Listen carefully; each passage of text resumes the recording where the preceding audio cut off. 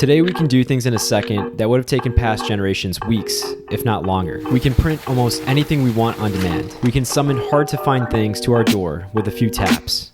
We can reach millions with a click without having to ask permission. But somehow, it doesn't feel like we're 1,000 times more productive than we used to be. Have distractions eaten up our productivity? What could you be capable of if you simply followed through on everything you intended to do with your time and attention? If your attention span has shrunken like a sweater accidentally thrown in the dryer and you want to stretch it out again, then reading a book can serve the same purpose as writing one. Well, in this video, we're going to explore this book, Indistractable by Nir Eyal. It tackles the problem of modern distraction by empowering us to break bad habits at the root of the issue. This was also a task for the newsletter 1729, which I highly recommend you all check out. If you're interested in the subject, I guarantee you're going to love the newsletter. I'll leave a link below to Nir's social media accounts and also to the book on Amazon so you can buy it yourself. Let's begin by exploring some of the key takeaways in his intro. Nir says, living the life you want requires not only doing the right things, but also avoiding doing the wrong things. He also says traction moves you toward what you really want, while distraction moves you further away. Being indistractable means striving to do what you say you will do, which are both awesome concepts. And this whole idea of traction versus distraction is going to be huge in the book and in life in general. So the book is split into 7 different parts, which all have really short chapters, very digestible, highly recommended again. But before we start with those chapters, I think we should dive into these 2 really important concepts, traction and distraction. In part 1, we discuss mastering internal triggers. He says, motivation is a desire to escape discomfort. Find the root causes of distraction rather than the proximate ones. Also, it's important to learn how to live and deal with discomfort rather than just trying to escape it. Wonder if this sounds familiar to anybody. Anybody at all? Seek pain. Also, he adds, stop trying to actively suppress your urges. This only makes them stronger. Instead, observe and allow them to dissolve, almost like a cloud in the sky. When you think about how hard it is to suppress your urges, it's almost like when you try to hold down a ball or something underwater. The harder you try, it's just gonna pop back up and hit you in the face. He also says we can reimagine the internal trigger. Look for the negative emotion that you know comes before the distraction, write it down, and pay attention to the negative sensation with curiosity rather than contempt. Try to reimagine whatever task at hand you may be doing. Turn it into a game by paying foolish, almost absurd attention to it, and deliberately look for novelty. Lastly, try to reimagine your personality. Self-talk is a lot more important than we think. Your willpower only runs out if you believe it does. One of the things I try to do personally a lot less is put labels on myself, like generalist or non-technical. The same thing applies here, and you should try your best not to label yourself as easily distracted or that you have an addictive personality. In part 2, Nir expands on this concept of traction, or in other words, the actions that move us towards what we really want. Any action, like working on a big project, or getting enough sleep or exercise, eating healthy food, meditation or prayer, and spending time with loved ones are all forms of traction. Traction is any action you do with intent. It's doing what you say you will do. Nir adds on to this by saying we should turn our values into time. He says we should time box the day by creating a schedule template. One thing I definitely don't do, but I know I should based off of his recommendation, is schedule time for myself. You will go crazy if you don't do it. He says if we plan the inputs, the outputs will follow. And honestly, your schedule is going to find a way to fill itself, whether you want it to or not. It really just depends on whether you want to be the person in charge of doing that. It's going to sound like common sense, but it's important to schedule time for your most important relationships. Include household responsibilities as well as time for people you love. This is another huge one that I know I can improve on, and that is put time into your schedule for your friends. Lastly, he says we should sync our schedule with our stakeholders. That is a tongue twister. Oh my God. This means making sure the people that you work with can visibly see how you spend your time, so colleagues and managers aren't distracting you with unnecessary tasks. This is hard in the world of remote work, but I think with clear communication and a framework like Scrum, it would go a long way and probably work. If you're unfamiliar with Scrum, I'll leave a link below in the description to a few resources that would help you understand that. Also, one thing I strongly dislike, and I don't know if this was necessarily in the book, is I hate when people say they do not have time for something.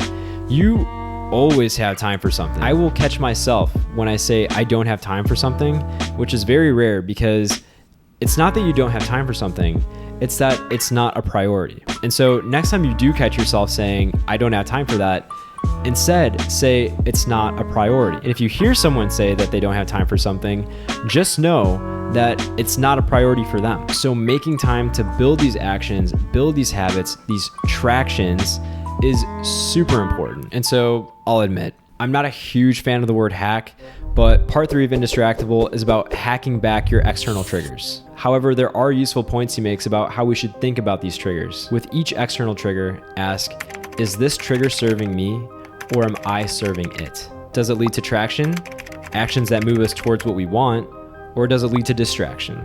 I feel like Oprah. What was that meme? That Oprah meme? Action or distraction? Were you silent or were you silenced? Or were you silenced? He also says we must defend our focus and signal when we do not want to be interrupted. Sometimes this is as simple as just putting in your earplugs or headphones and acting like you're busy. But instead of using this nonverbal body language kind of read my mind scenario, I always try to let people know when I'm about to start working and that I'll message them when I'm done. One thing I've also heard from Naval Ravikant is that notifications are alarms that other people set for you. I have my notifications off, the do not disturb on, a majority of the day, especially when I'm trying to get into deep work. And I know that sounds like common sense, but not everyone does that. Make sure your notifications are off really when you're trying to get some work done. I try to use a variation of the Pomodoro technique. So 50 minutes working, 10-minute break when I can. And during those 10 minutes, I can check my notifications and respond to people if I need to. He also says to get fewer emails, send fewer emails. This may seem like overkill, but when you get a new email, he says you should tag it and then schedule a response and mark it with when the reply needs to happen by. I think email is also going to change a lot going forward. Maybe that's because I'm not the biggest fan of it. The spam and the junk just ends up being way too much for me. And I think the younger generation just naturally gravitates a little bit more towards group chats, and I'm more comfortable with that too. How do you do, fellow kids? What? That being said, when it comes to group chats, get in and out at scheduled times. Nir also has an interesting take on meetings. He says, no agenda, no meeting. Meetings are for consensus building rather than problem solving. It's also ideal to leave all devices outside of the conference room, except for maybe one laptop for presentation purposes. I don't remember this being in the book, but any meeting that finishes early, I think should also just finish early. Just because a meeting is scheduled for a certain block of time doesn't mean it has to take that entire time. That's my opinion! Ridiculous. Taking back control of those external triggers is huge because it's something you can do right now and everything is under your control. Part 4 of the book is focused on preventing distractions with packs. Nir says the antidote to impulsiveness is forethought. That means you can plan ahead for when you're likely to be distracted. For example, if I know that Liverpool is playing at noon, I should probably get all my most important work done before noon so I'm not just constantly checking the score of the game. He says we can also use something called effort packs to make unwanted behaviors more difficult. Working next to a colleague or a friend for a set period of time can make you more productive. In fact, one of my favorite channels on YouTube is this guy called StudyMD, previously MD Prospect. If you're unfamiliar with him, it's basically this guy that just sits in front of his computer and works with you for like an hour. I throw that in another tab and immediately I feel like there's somebody else there working with me. It's great if you don't have friends who are able to work with you in person or friends in general. I'm kidding. But seriously, techniques like that or apps like Self-Control, Forest, or FocusMate all help you stay on task. Those are apps recommended from Nir in the book.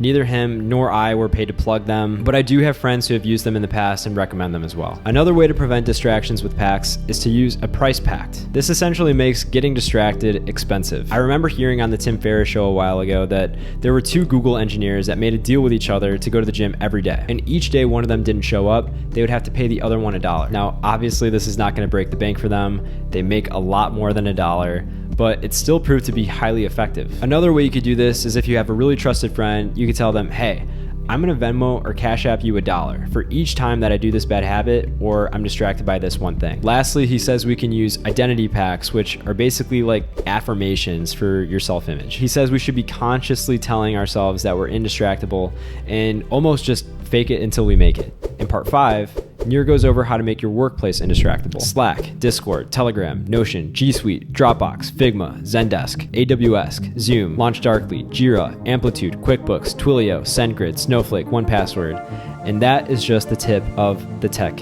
iceberg. So much technology can quickly become overwhelming. He says an always-on culture drives people crazy, and that tech overuse at work is a sign of a dysfunctional company culture. The root cause is a culture lacking psychological safety. There's a good chance if you're feeling overwhelmed or stressed with tech overuse at work, somebody else on the team is feeling exactly like you are. To create a culture that values doing focused work, start small and try to figure out ways to talk to your colleagues about the problem. In part 6, we get to a section that thankfully I don't have to worry about yet, and that is raising indistractable children. But Jack, you don't have any kids. How can you talk about this? Well, I was once a kid, and I'm in the generation between being a millennial and a Gen Z. So I remember how big of a deal it was when all this technology came out, and I saw how it shifted everything. What Nir says, which I think is really, really key, is that it's important that a kid's psychological needs are met. All people need to feel a sense of autonomy, competency, and relatedness. If kids don't get their needs met in the real world, they will look for that online. He says it's also important to teach kids how to time box for scheduling their time online. I also think it's key to make them fall in love with things outside of technology, like nature or making friends and going outside.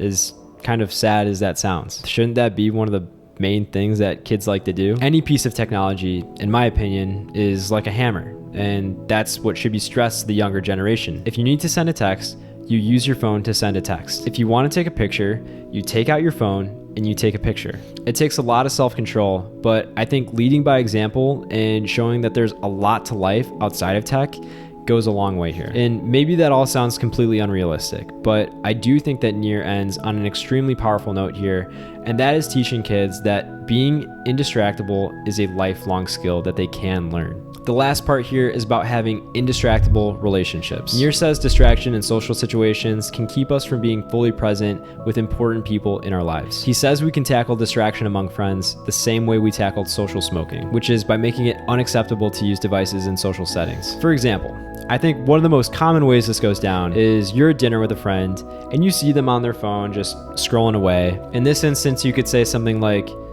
"I see you're on your phone. Is everything okay?"